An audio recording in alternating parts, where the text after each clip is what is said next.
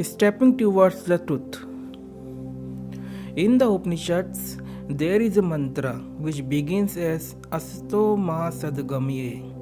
It is a prayer, and its first three words, Asto Ma Sadgamye, literally means that we may step from untruth to the truth. If we are required to move from untruth to the truth, then it means clearly that at present we are in the untruth, not in the truth. As we speak, stepping towards the truth, this means that the truth is something different and is away from us. It means that the truth is something else, is somewhere else, and we are not in the truth. This same thing is being said in this mantra of Upanishad. Actually, we think of ourselves as just a person, and what a person is, it is a body-mind organism. We consider this union of body and mind as ourself, as our essence. Let's understand what actually the case is. Our I, which is pure and disidentified with anything, somehow got mingled with those things which can be addressed as me, my, or mine. We use these few pronouns, few words, me, my, and mine, to associate ourselves with anything. For example, if you have a shop, then what do you say? You say it is my shop. You, with the use of word my, established a relation or say association with the shop, though you and shop are two different things, not one. By using word my, you associated yourself with the shop. But what do we do with ourselves? There are some things that sometimes we relate to them using words my and mine, and sometimes we make them I also. By this making them I mean we take these things as ourselves. This is what we usually do. In the example of a shop, the shop is separate from you. If somebody has opened a general store and from behind, if someone shouted to him, "Oh, the general store, please come here," would he come? No, he will not. Because he knows that he is not a general store. The general store is separate from him. But similarly, when it is asked that this is whose body, or this is whose finger, this is whose throat, then the person will say it's mine. Then if it is asked whose body is it, he will reply it is mine. And throughout the day he says so many times such words, such sentences. Through his own verbal expressions, he makes it clear that deeper down in his inside, he himself knows that he is separate from the body or body parts. That's why he relates with the body and body parts using words my and mine. He knows. When he visits a doctor, he says, "Doctor, I have a pain in my stomach." It means that the stomach is separate from him. Or sometimes he says, "I have a fever in my body." It is clear from his own speech and from his own language that a relation related to a thing which is quite separate from him is being added. But unlike the example of a shop or general store, we do not think and take body and body parts separate from us. We get involved in body and body parts and develop the feeling of I for them. Our pure self I get attached to these things, that is body and body parts, which actually fall in category of those things which can be addressed as my or mine. Now, if we talk about the mind, we could say that my thoughts are not right or my thoughts are very good. Still we are creating a relationship with lot of thoughts by using words my or mine.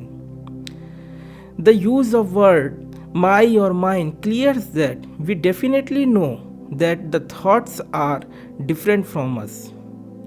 If we ask somebody a question that who is he, then no matter how much that person introduces himself to answer this question, He will tell all those things or pieces of information which could be related by the use of word me or mine, because all that information or thoughts are separate from him. For example, if he says my name is John, then does he not associate himself with the name John by using word my? Yes, he does so. Or he could say my father's name is this.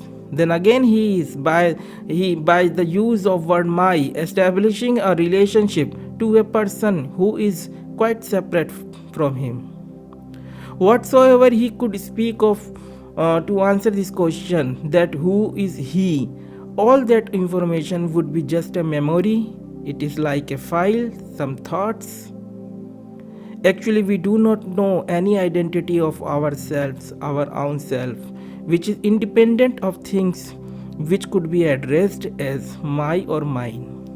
We have assumed our identity to all those things which are quite separate from us and could be addressed by the use of word my or mine. We all have assumed ourselves that which is quite separate from us, the body parts, and the name given to this body. All these are separate to us, but we think ourselves and we do feel ourselves that we are this body, we are this person. This is untruth, the darkness we live in. And when Upanishad says Asato ma sadgame, that means we should notice this falsity, this untruth, and step towards the truth, the light of our real nature and real identity. When we talk about the truth and moving towards the truth, we talk about the fact that by removing the illusion that we have of our identity, we can realize what we actually are, not just intellectually but experientially too. Body and mind, these things fall in category of all that which could be addressed as my or mine. With these two, body and mind, we have identified our pure self, I. So by combining these two, a new self, a new I is born, which you can call a false identity or a fake I. This fake I depends upon the presence of other things for its pseudo existence. As I have said that this fake I depends upon things which could be addressed as my or mine for its pseudo existence. If these things disappear, then this fake I too will disappear. Now let's understand these things with the help of equations. If A is equal to pure I or pure self, B equal to all those things which could be addressed as my or mine, that is body parts, thoughts, feeling and emotions, and C is equal to fake I, then equation will be like this: A plus B is equal to C. Now look at this equation: A plus B is equal to C. If B is removed, then A is equal to C will come. It means that in deep sleep, all those things, body parts, thoughts, etc., which could be addressed as my or mine are absent. That B is absent. If you see the equation in the absence of B, C equals to A. In deep sleep, our pure I is totally disidentified with B. But during waking state, B is present, that is body, thoughts, feeling are present. Then C is combination of pure I, that is A, with B. This C during the waking state is fake I, a projected one. This C is I of the person, and its pseudo existence is dependent upon existence of B, which could be body, thoughts, feelings, etc. The Western psychologists used to state that the Atma or consciousness of which the people of the Eastern countries talk about is not the reality, as this consciousness depends upon other things for its existence. A dependent existence couldn't be accepted as reality. This they say. So, what do they mean by such statements? They suggest that what the Eastern people talk about the Atma or the consciousness is nothing but a nonsense thing. Are these psychologists correct? Or is Eastern philosophy, which details a lot about consciousness or Atma, incorrect? Let's peep into the matter. They, the Western psychologists, say that consciousness does exist because of the existence of objects it knows. Are they correct? First, we see what Eastern philosophy has to say regarding this fact. I would like to mention 6 words from the chapter 13 of Srimad Bhagavad Gita.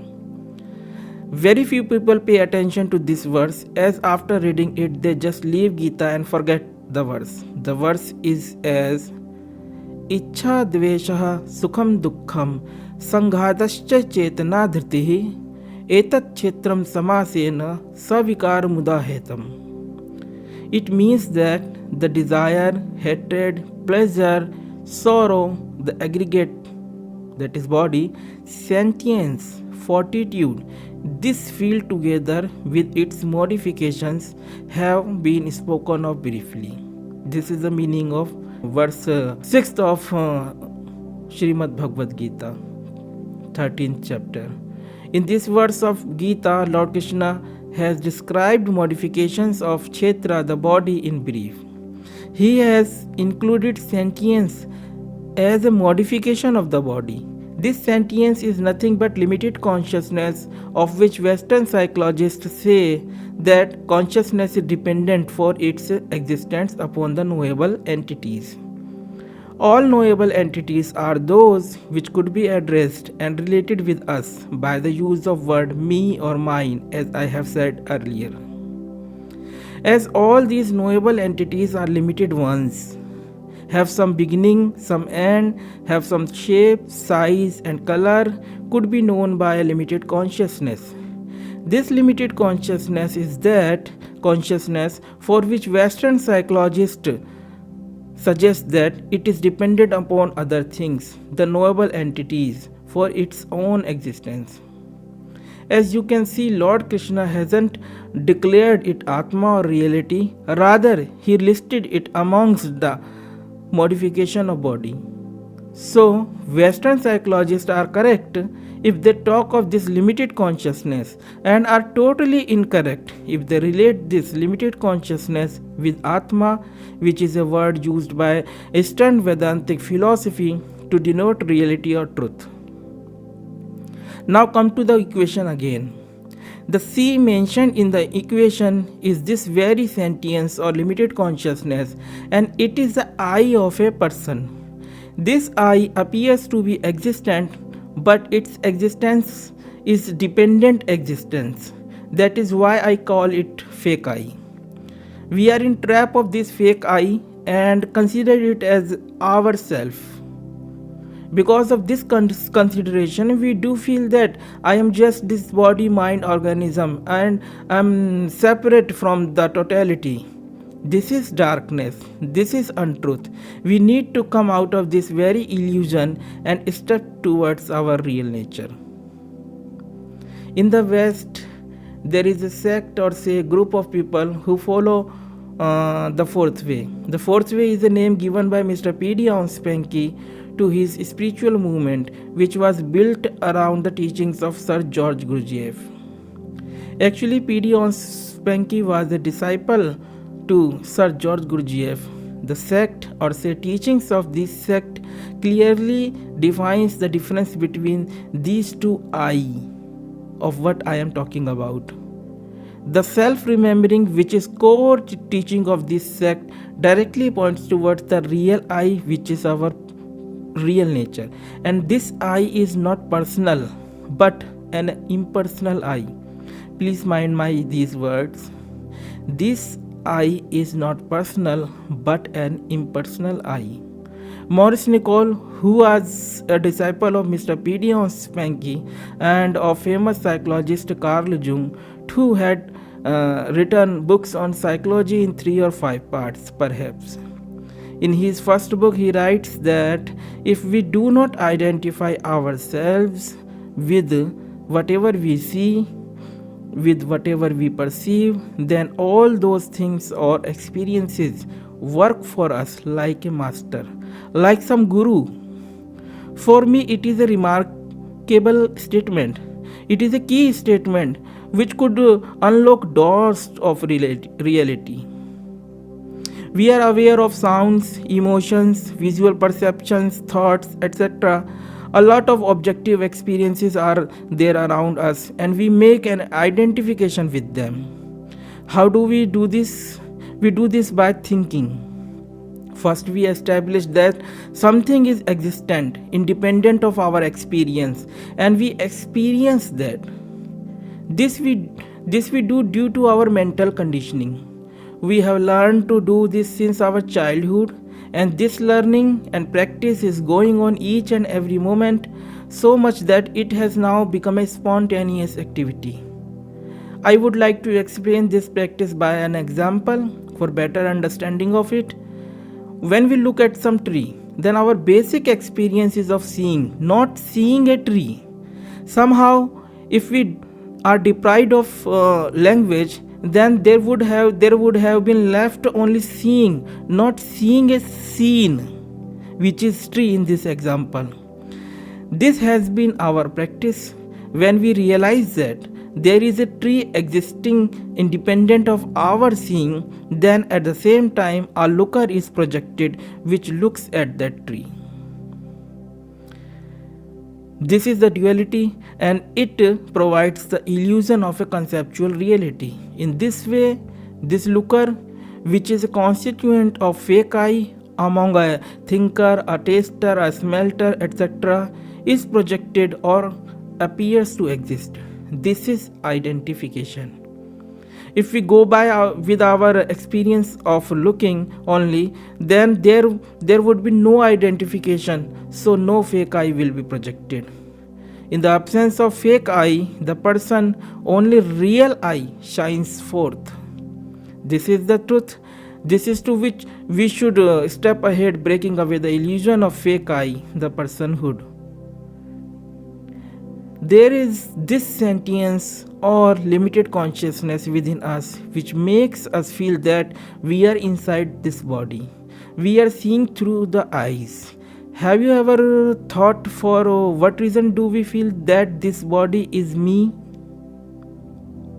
Because whatever is outside of this body, we call all that the world, and think of ourselves on behalf of this fake I, the limited consciousness. It is me and it is inside this body who perceives the outside world. Understand in this way that within us there is a looker who sees, looks, a thinker who thinks, a smelter who smells, etc.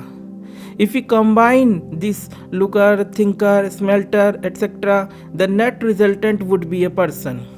A person is just an illusion that there is someone within the body who is knowing an outside world through five senses of the body.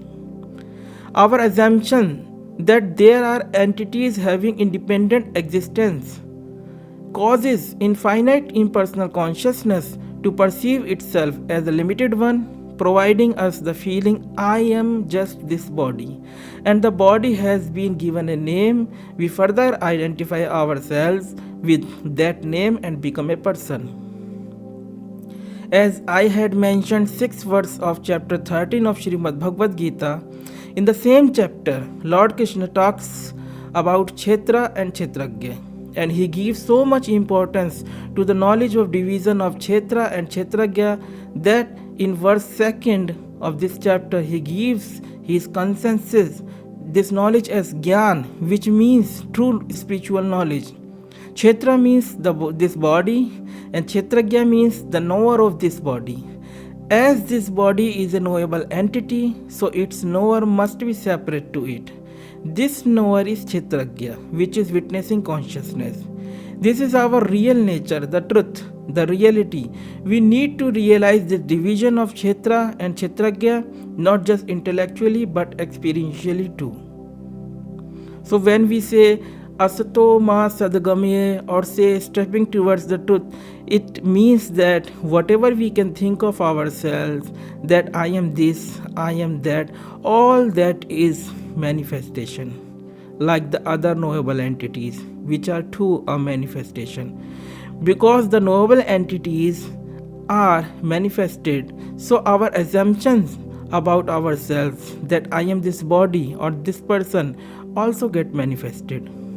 Such is their mutual codependency. This is running like a thread through each and every moment of our life as a person. We should break this thread.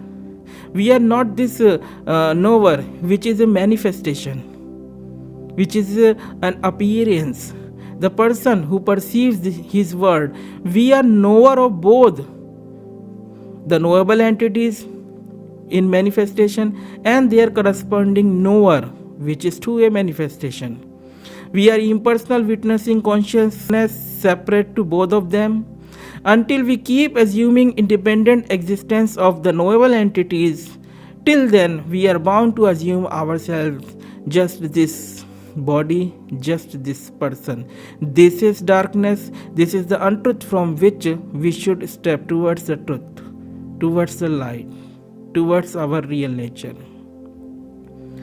Now, I would like to provide some practical guidance about how do we step towards the truth. The truth is intangible.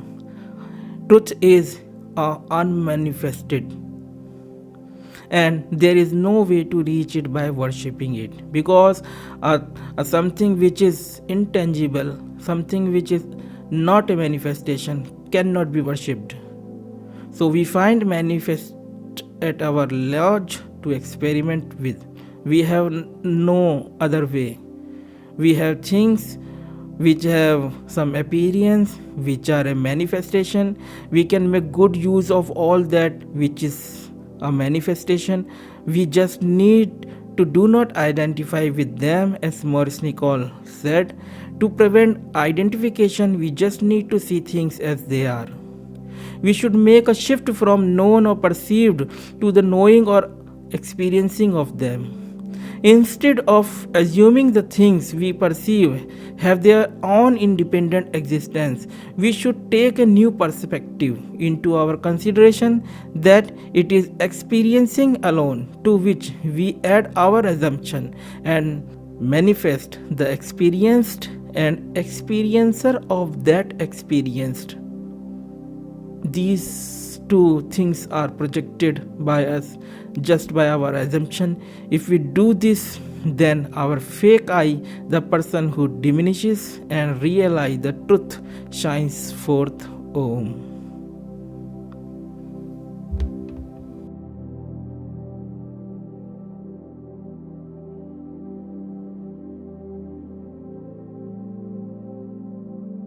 If you enjoyed this video, don't forget to hit the like button and subscribe to our channel and offer your contribution to spreading knowledge and divinity.